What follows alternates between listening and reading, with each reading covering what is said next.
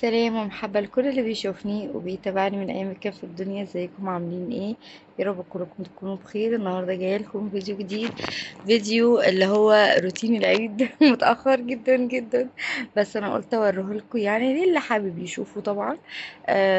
فأنا هنا بقول لكم أنا مش عارفة هعمل ايه في الأوضة، فهنشوف هنعمل ايه مع بعض، لأن احنا عملناها قبل كده يعني مش هتاخد معانا وقت خالص. وعملنا الصالة فما فيش غير ان احنا نفرش على طول. عملت روتين حلو قوي في العيد. كنت بلبس اولادي، كنت بلبس آه يعني رايحين العيد بقى ومبسوطين وفرحانين. فرحة العيال وكده. يعني والله انا حابة ان يكون كل يوم عيد، يعني كل يوم عيد، مش بس مرتين في السنة عيد، يعني المفروض والله. بس ليه؟ لاني الناس كلها بتبقى فرحانة وكده ومبسوطة. بعيدا عن ذبيح الخرفان، لان انا يعني بصراحة الخروف بيصعب عليا جدا. بس بس هو كعيد يعني زي عيد الفطر مثلا بيبقى حلو جدا جدا. ما بيبقاش فيه يعني ذبيح وكده يوجع القلب، بس بيبقى فيه فرحة. فأنا كنت بتكلم عن كده، يعني إن حلو إن يكون كل يوم عيد مش بس مرتين في السنة.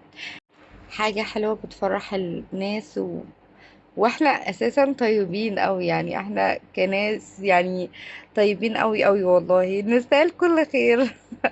يلا الحمد لله. المهم هنا بقى كنت بكمل اللي هو احنا طبعا عملنا الأوضة دي عملناها ومخلصينها. فأنا بكملها، يعني أنا بس بوريكم أنا عملت إيه مش أكتر. وكنت بلمع. بس بصوا على فكرة هي نظيفة، هي بس ايد الاولاد على الازاز. انا الازاز ده ما بيقعدش يوم يوم نص يوم ما بيقعدش. بتيجي ايلا بعد ما انا بخلص بتقوم جايبة حاجات كده مية وتعمل زي بقى في ايديها بتبقى على الازاز، فاكني ولا عملت حاجة. والله العظيم كل ازاز كده. ازاز الشباك، ازاز اوضه النوم. يعني اوضه النوم انا خلصتها ومش عارفه ايه. تعالوا شوفوا المرايه بتاعتها ما اقولكوش. جايبه الرشاش وجابت قماشه ما تعرفوش من فين، هي مش قماشه، هي المناديل. وعماله بقى تمسح، يعني بصوا. خلت لي المرايه زي العسل في نفس اليوم متخيلين. بس المهم هي العيال كده بقى ما بيسيبوش حاجة يعني. هنا بقى كان الخشب، انا فكرة الخشب ده ايه؟ ان هو بيضلم الدنيا شوية، بس هو المشكلة ان هو اللي عمله لنا النجار اللي عمله لنا عمله مفتوح، شايفين ازاي؟ فانا ان شاء الله ناويه ان انا يعني احط له حاجه من ورا كده، لاني للاسف انا اصلا ما كنتش راضيه عنه برضو. من الحاجات اللي كانت مضايقاني في شقتي لما جيت ان النجار يعني ما كانش هو اللي انا كنت عايزاه. فجوزي استعجل فقال لا خلاص انا هشوف نجار تاني وكده. فللاسف النجار طبعا ما طلعش كويس يعني. مش عارفه والله ليه الناس بقت كده، او ليه هما ما بقوش يعني مش كل الناس بتتقي الله في شغلها يعني. بالذات اللي هم بيعملوا، بالذات اللي هم العمال دول، مع ان هم اكتر ناس المفروض ان هي قريبة من ربنا ومحتاجين ان هم يعني ربنا يكرمهم ويرزقهم. المفروض يهتموا شوية يعني بالشغل بتاعهم. ما علينا. في ناس كده وفي ناس كده، اكيد مش كلهم واحد يعني. فكان الشباك بقى بيدخل نور، يعني انا ولا اكني عامله شيش اساسا. فروحت قلت خلاص انا هجيب مثلا حاجه زي اللي هو اللزاق ده، اللي هو ورق الحائط اللي انا حطيته. هجيب زيه من ورا يعني عشان ما يبانش يعني. وهجيبه نفس اللون وكده عشان تبقى برضو حاجه حلوه، لو حد شافها او لو حد لمحها وكده. بحس ان هي تضلم لنا الدنيا، لاني الالمونتال طبعا زي ما انتوا عارفين كلكم ان الالمونتال ده بيخلي الدنيا نهار. هو حلو قوي قوي، بس وقت النوم بيكون مش حلو بصراحة. في ستاير برضو، في ناس بتجيب ستاير، بس انا حبيت فكرة الخشب دي لان الستاير بتخليكي منعزلة شوية عن العالم الخارجي، يعني بتحسي نفسك ان انتي انعزلتي خالص بقى. فانا بحب كده. وبعدين انا بحب استخدم اللي هو الخشب ده، الشيش ده. بحب اوقات ان انا افتح السلك وافتح الشباك واقفل الشيش لما يكون في شمس. يعني مش عايزة درجة الشمس، يعني درجة الحرارة بتاعت الشمس كلها تدخل، بس عايزة يبقى فيه هوا، عايزة القطة تتهوى. فبقوم ايه، فاتحة فاتحة السلك وقافلة الشيش ده. يعني هو حرام برضه حرمني من حتة زي كده. بس قلت مش مشكلة، يعني انا بعد المغرب كده كده او قرب العصر بقوم فاتحة كل حاجة، هي والشمس ماشية بقوم فاتحة كل حاجة في الشقة، كل الأوض حتى الحمام بفتحه. بس الحمام بفتحه شوية في الظهر شوية عشان الشمس تدخل في الحمام، وعشان اهوي الدنيا وكده يعني. لان طبعا الحمام محتاج ان الشمس تدخل في عز السخونة بتاعتها عشان تنضفها كده وتعقم الحمام. لكن انا ما شاء الله الشقة دي حلوة في ايه، ان كلها على الشارع، ما عدا الحمام والمطبخ على المنور. بس المنور مش صغير، المنور أوضة يعني كبير، وانا في 5 دور، فالشمس بتدخل لي، يعني بتدخل من الحمام بس ما بتدخلش من المطبخ، بس بتدخل من الحمام. ف... فحلو يعني، بحبها قوي يعني. هو المهندس اللي عمل العمارة بتاعتنا حلوة قوي، منظمها حلوة قوي، بس كان فاضل ان هو يوسع الدنيا شوية. يعني هو عيب المساكن اللي هي عاملينها الحكومة وكده، ان هي ضيقة. يعني هم بيهتموا بالمنظر الخارجي اكتر ما بيهتم بالمنظر الداخلي. آه الميزة اللي فيها ان هو مثلا بيخلولك كل الشقة او كل الاوض على الشارع، ده تمام، دي حاجة حلوة.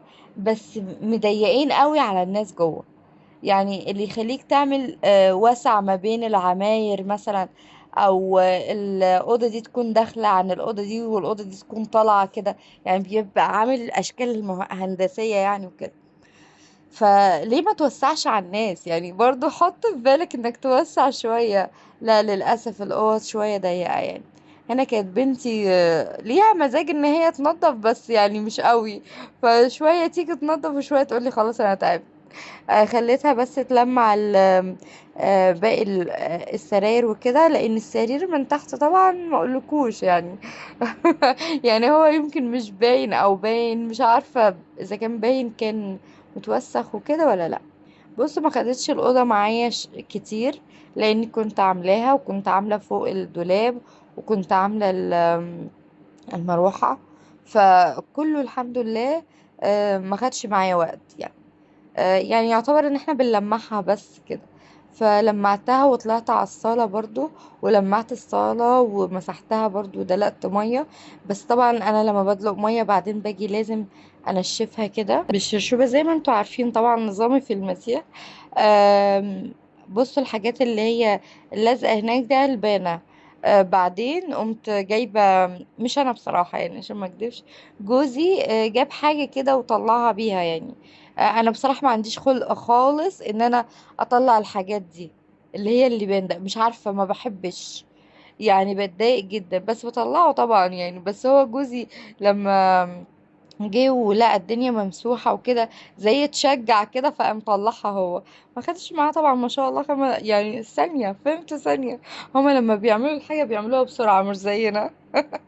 المهم هنا برضو دلقت مية في الصالة برضو قلت ألمعها. يعني أنا الصالة دي كنت كل ما أمسح أوضة أو بلكونة أو حاجة لازم أمسحها معاها، وبرضو تتوسخ تاني يعني مش عارفة.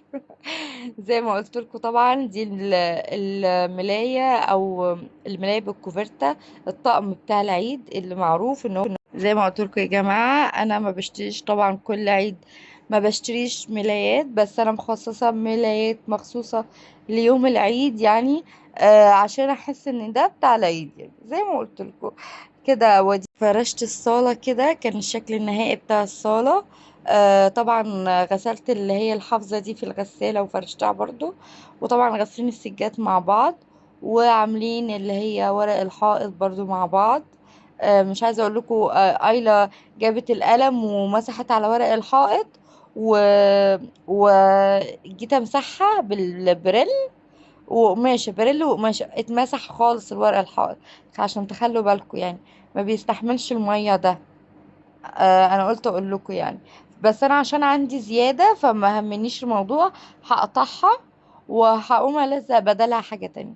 ده كان بقى ليلة العيد. بصوا بقى انا بس حبيت اوريكم الحتة دي، يعني انا كنت مبسوطة على قد ما انا كنت مهلوكة، والله اتهلكت يعني. بس والله كنت مبسوطة جدا. هي المشكلة ان انا في كل عيد بيحصل حاجة، يعني بتحصل حاجة بتخليني أأجل كده. الحمد لله ما علينا. العيد اللي عدى كنت عيانة، والعيد ده حصلت ظروف كتير، فالحمد لله. المهم، هنا بقى عملت شعرهم، بعمل شعر كل، يعني كل واحدة بعمل لها شعرها، بس ايه، الصغيرة ما عملتش، بس الاتنين. عملت هنا لولي اول واحدة، لاني مرضتش تخليني اعمل لأنوش، قالت لي انا الاول. وايلا كانت عايزة تعمل معاهم، بس انا ايلا شعرها ناعم، فانا يعني ما شاء الله مش عايزة اعمل لها، عشان ما ينشفش زي اخواتها وكده. هنا كنت خلصت لولي. طبعا ما وريتكوش انا بعمل كل حاجه، ده احنا كنا هنقعد ساعه. هنا بقى عملت القرنوش. انا يعني بحاول ان انا اختصر لكم في الوقت، عشان بس اوريكم انا ايه الليله ازاي عدت معايا. بعد كده هنكمل روتيناتنا عادي جدا جدا جدا. انا حسيت ان الكل كان محتاج اجازه وانا ما خدتش الاجازه يعتبر، يعني حصلت حاجات كتير فما خدتش الاجازه. هنا العاديه خدتها من باباها.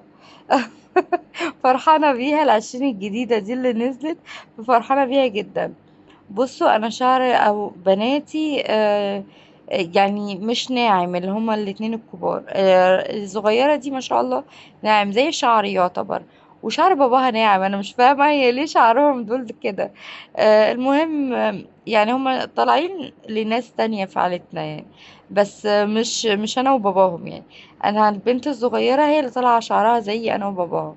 ف فعملت لها شعرها كده بالاستشوار بالمكوى، بس بحاول ان انا طبعا ايه ما سخنهاش قوي.